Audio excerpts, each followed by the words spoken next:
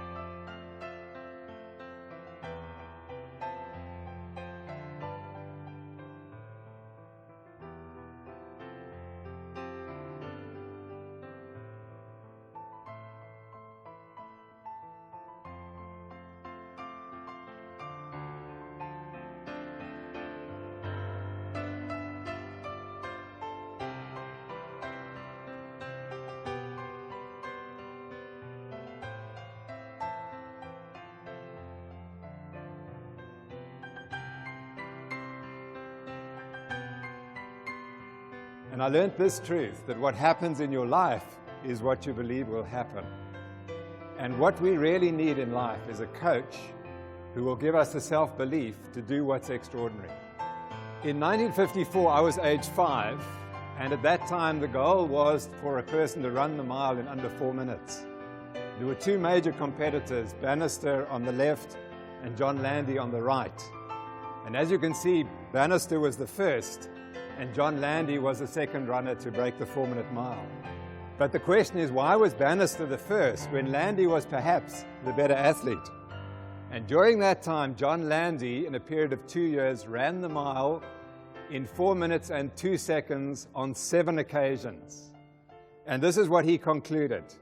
Frankly, I think the 4-minute mile is beyond my capabilities.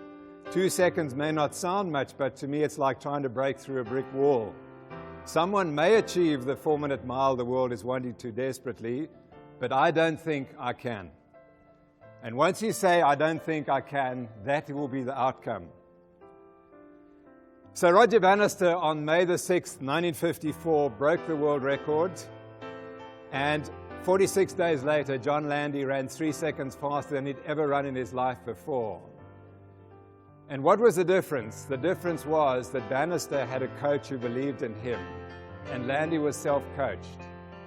And he had required someone else to break the world record before he believed it was possible. He lacked the coach who believed in himself. And 50 years later, he remembers what his coach said to him at the time.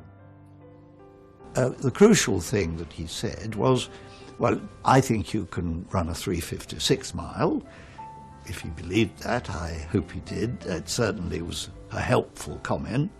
And he said, if you have the chance and you don't take it, you may regret it for the rest of your life.